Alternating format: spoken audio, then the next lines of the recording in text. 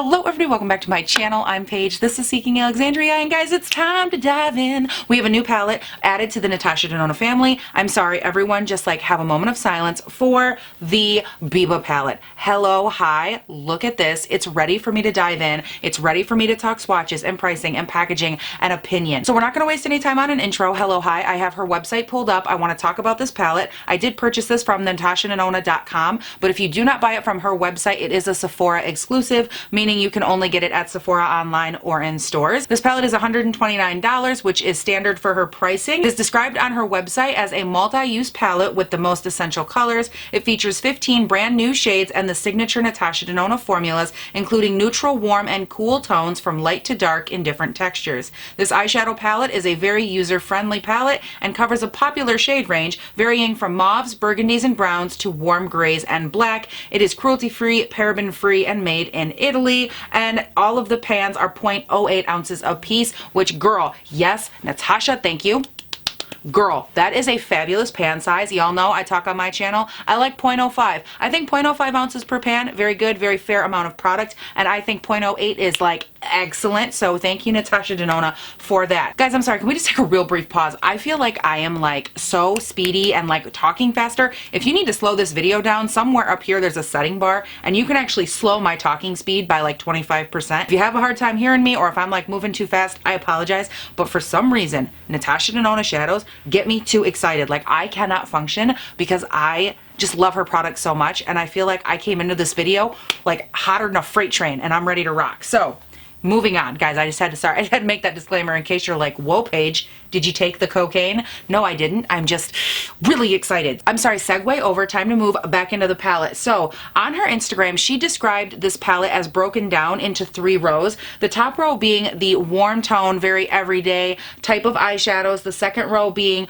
the burgundy undertoned shadows, which I don't really necessarily agree with. I feel like these top 2 rows right here are both just very standard warm tone shades. Even if you look at it in comparison with the swatches, I feel like you're looking at just a lot of warm tones. Yes, these ones do have a little bit more heat to them, like this shade Pasha and the shade Rayon right here. Those two have a slight burgundy undertone, but I don't think that that best represents the entire row, personally. But moving past that, on this bottom row here, she describes these shades as the cooler gray tone shadows, which I do agree with for the most part. That is where you have kind of a lighter bone shade. You have a black satin shade, which is actually quite beautiful. These two are both very gray undertone, and then you have a brown here with a nice cool undertone. This one is probably the only one that I would describe as neutral to cool. So in my opinion, overall, I do feel like this palette as a whole does lean more on the warm side, but again, that's my perspective. She did say on her website that it had warm burgundy and cool undertones, which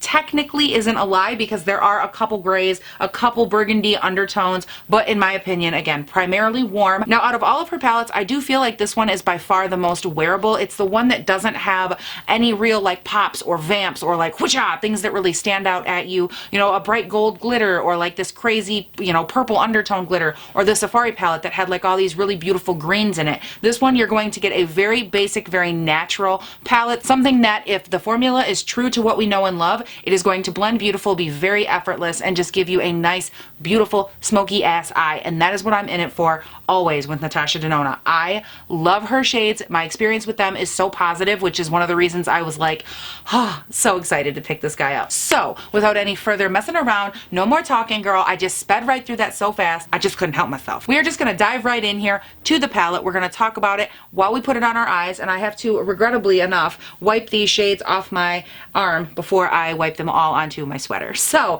let's go ahead and get you guys zoomed in here just a freckle, and let's get to applying. Oh guys, let me just tell you, in the last 15 minutes, I don't think I could be having a worse time filming a video in my entire life. Everything just cascaded off of my desk, which is my fault. I should probably put some of it away sometimes, but then I proceeded to drop my Natasha Denona palette. The pans all came out because they're all magnetic, so they come out, you know, if you drop it. And then I got to spend 15 minutes lining them up on my arm with the swatches I had, thankfully not removed yet, just to put them all back in the pans. Oh, Oh, fun. Hello, hi. Big old full pan size mirror. Yes, please. And I also wanted to mention, while we're on the topic of packaging, this is the packaging that is more like the Safari palette, not the Sunset or the Lila palette. Those ones had that more like faux leather kind of bound look to them, whereas this one is the plastic component. Okay, now it's time to take some of my Tarte Shape Tape, girl. We're gonna prime this lid all up and good, and we are going to finally do an eye look. Literally everything that could have gone wrong today has gone wrong, so I'm just excited to just put some freaking makeup on my eyes. Hoi, hi ho, hi ho, it's off to shadow we go. Do do do do do do do do do do, hi ho, hi ho, hi ho. You know where I think I want to start off, you guys, is the shade Pasha right here. Look at how beautiful that is. This is supposed to be one of the like burgundy undertone shades, and I think it would be really beautiful to take that shade and the shade Prairie, which is the mustard yellow, and then use that shade to blend out the deeper shade. Wouldn't those look really pretty together on the lid? I feel like they would. So I'm going to get started with Pasha right here, and I'm going to start pressing that into the lid. Now I want to press it in very specifically, and then I'm going to just go in and blend out the edges. So first things first, I want to lay down a really nice deep opaque layer of that shade and then go from there. So guys, I really got after that. I used my JH37 brush, which is a little more blunted, and I pressed that in more of like the rainbow shape, and I really love the opacity of that shade. It was so quick and just like settled right down. And as we all know, purple undertone shades are super difficult to formulate, and that one was just so rich and creamy. Oh, okay.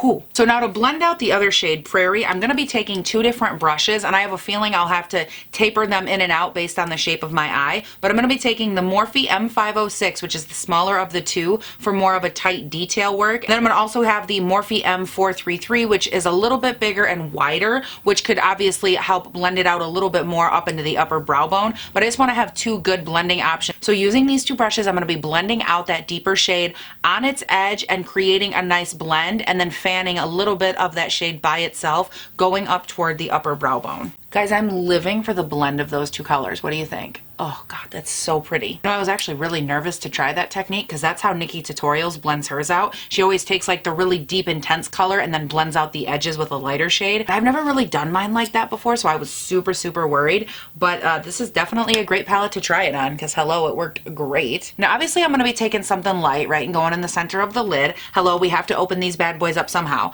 But I was trying to figure out, do I want to do this as a cut crease, or do I want to do it as just like a nice like spotlight where it's just like whoosh, but not with a defined edge?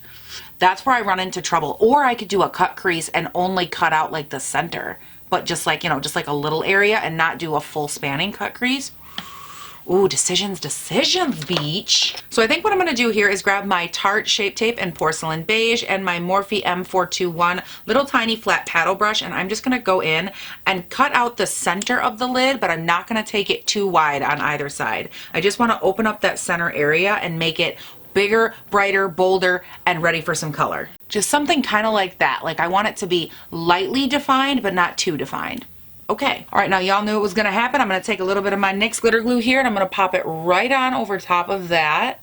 You don't have to do this step unless you're like me and you have super inhospitable eyelids, girl, because I have some inhospitable eyelids, and let me tell you what. Then I'm gonna grab a little bit of the shade Monroe, which is their metallicized shade. Oh my God, you guys, this swatched so beautiful. I'm just gonna pop that right in the center. Oh my God, so beautiful. Freaking Natasha Denona, the shimmers are just ridiculous. I'm sorry. I just need like a moment of silence for my heart, which just fell to the floor. I just spit everywhere. That's all right. Y'all, this Invisalign got me so lispy lately. I'm like, every time I turn around, I can't even talk. It's weird. And I'm taking this shimmer up nice and high, but I'm not getting too precise with it. Then I'm just lightly fanning it over to the edges here and then kind of blending it out with my fingers. And I'm going to go back in here with the M506 and I'm just going to lightly blend that upper line. Again, I'm not blending the shade all over the place. I'm just kind of blending that line so it's a little bit blurry and just a little bit less harsh. Now next up, I do want to have, I think, a little light transition in between those two shades. So I'm going to grab this BH number 8. It's like a fat, stout little pencil brush. And I'm going to take the shade Buff right here, which almost has like a corally, purple, orange kind of undertone. It's an odd shade, but I think it would look really beautiful right here. Just packed on ever so slightly. Ooh, I love that, yes. What I'm kind of going for is a nice transition, not just in shade from like light to deep, but I also want there to be a nice warm presence in this area to kind of pull that orange that I put in the outer crease, or I guess it'd be more like a mustard yellow. But I just want to pull that undertone a little bit down onto the lid. And then I'm just tapping into the shade Monroe, that shimmer shade, and I'm very lightly kind of veiling this whole area to blend that shimmer in with that lighter buff shade that I just put down, just to kind of make everything look a little bit more cohesive and blended together. I love the way that this eye look is turning out. Really, honestly, like I didn't fully expect to love it this much. And the more that I get it done, I'm just like, wow, I love you. I even love like this transition shade right through here. It's almost like a cool tone, like orange brown shade.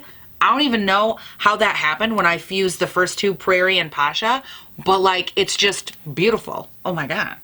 Okay. Now here's something I don't do all too often, but I was kind of sitting here thinking like, why not? I'm gonna grab my Sigma Flat Definer E15 and I'm gonna dip into the shade Spot right here, which is like the satin black, and I'm gonna take it on this nice flat edge and I am going to wiggle that on my upper lash line down into the lashes. Basically, I'm gonna turn this into like my faux liner effect, and it's gonna give me a little bit of eye definition without being super duper harsh, because you guys know as of late I just haven't been into like really harsh or intense looks. I've been really natural lately, which let me just tell you real quick, I'm sitting here like story timing myself, but this says all natural on the front of it. You guys saw that in the first clip right here. It says all natural in big letters, and I'm like, oh my god, I've been all about these all natural looks. I'm gonna do like this light look, and I'm gonna do, and then I thought about it and I was like, Paige, you cannot review a $129 Natasha Denona freaking palette and do a light ass brown eye and like call it a day.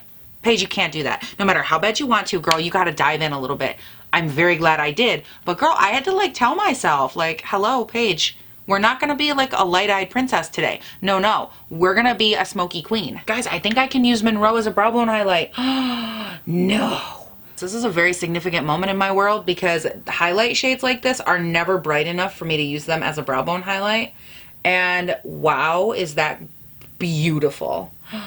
I love you. So what am I so afraid of? Literally nothing. You're stunning. Good night. I better clean up that outer V. Hello, what is going on? All right, you guys, I'm gonna run ahead. I'm gonna do this eye, the rest of my face off of camera. I'll be right back, and I just have to stop gawking at this eye and how much I love it long enough to go do those things. So give me a few minutes and I will be right back.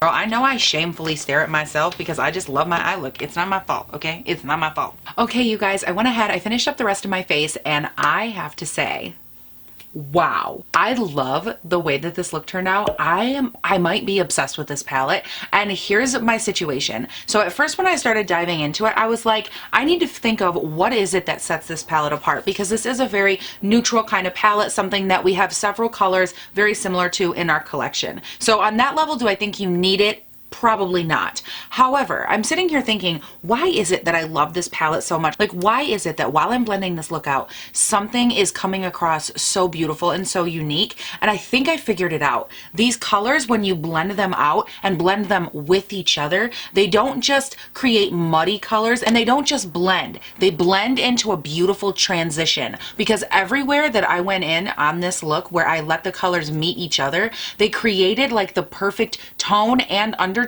to transition between those two shades. These don't get muddy, they don't get clumpy, they weren't difficult to blend out at all. These shades are truly stunning. Like, I know that I talk a lot about palettes that I love and how much I love Natasha Denona, but as far as this being like her most usable, wearable, very easy to manipulate and kind of get into palette, I am die-hard loving and obsessing over this. And if you want to know the bonus, just fun fact, do you see, I'm sorry, this is a better side here. Do you see this highlight all by itself? Yep, that's the shade Monroe right there. The same shade I have on the center of the lid, the brow bone, and the inner portion of the eye.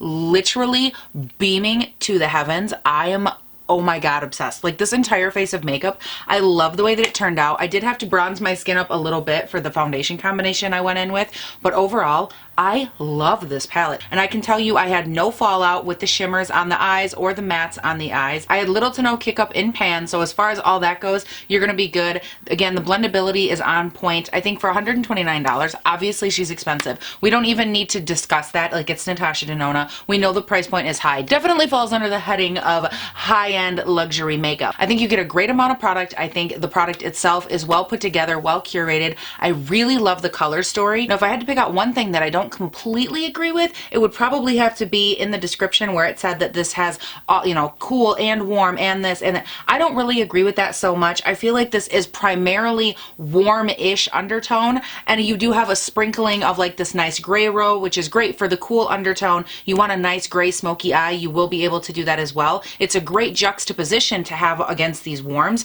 but I just don't think that there's like equal representation from warm to cool to gray. I think it's a lot of warmth, which I love, accompanied by a couple more burgundy, deep purple undertones with some cooler undertones as well. So I'm not mad at the palette. That's just the only thing that I'm like, as I read the description and then I got it and then I started swatching them, I was like, oh, I don't completely, you know, I don't really jive with that one so much. Now, one last thing I do want to touch on with this is that in the description, they do also talk about how there are 3 different types of shadows. You have the shimmer shades, the regular mattes, and then the cream to powder mattes. And I just wanted to mention that real quick in case you were like me and when you read the description, you were like, what the hell is a cream to powder matte? It's a very thick, dense, and opaque shade that when you apply it, it blends and buffs in, at least for me, just like their matte shades. It just feels, when you swatch it, a little bit more creamy, but you can definitely still tell that it is like a regular eyeshadow. It doesn't manipulate differently. It doesn't get patchy or chunky. It doesn't sweep on different, nothing like that. I just think it's almost more creamy and more opaque than her other matte shades, which are already very creamy and very opaque.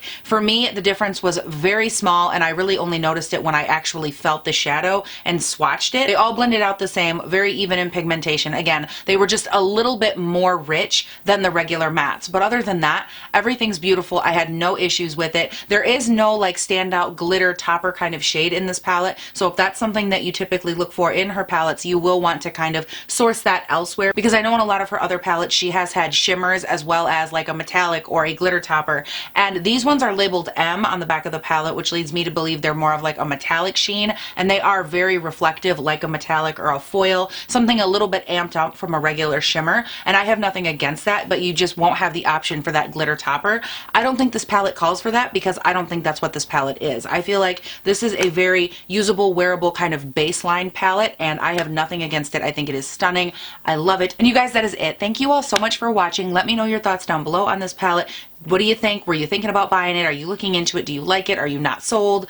What are your thoughts and opinions? I don't know what this is. Now, while you're here, please don't forget you can also follow me on Instagram and on Twitter. I would greatly appreciate it. I am trying to get verified, and y'all have been following me, and I greatly appreciate that. So go down. The links are right there. All you have to do is click the respective link for Twitter or for Instagram. When the page pops up, click follow. It's a hyperlink, so you don't have to type anything in. Nothing too crazy. We're trying to keep it simple over here, girl. And when you're done doing that, girl, don't forget you can also subscribe and turn on your post notifications here on the wonderful You of Tube, because I upload 5 videos a week, Monday, Tuesday, Wednesday, Thursday, and Friday. My videos go up bright and early between 6 and 7 a.m. my time here in Northern Michigan, and it is a fun, fresh lit time, girl. We talk about new makeup, old makeup, makeup we love, makeup we hate, makeup that ain't so pretty, and some days makeup we just fall in love with, girl. Yes. Ooh. So yeah, just don't forget to do that, okay? Because it's a good time, and I love that you guys are subscribing and growing the channel, and you guys are all so amazing, and you make me happy to come back every day. So definitely subscribe if you haven't, and you guys, that is it. Thank you all so much for watching. Please do not forget to have a great day, night, weekend, whatever it is when you're watching this, and I'll see you in the next one. Bye. And then I'm just lightly fanning it. Do I have lipstick on my teeth? Do I? Probably. Palette. Now just a real quick one. Just a real quick one-thwoo. Now just a real quick run. As a more cool, neutral underbase. Okay. Biba. Fee fi fo fum. Girl, I don't know where you be coming from.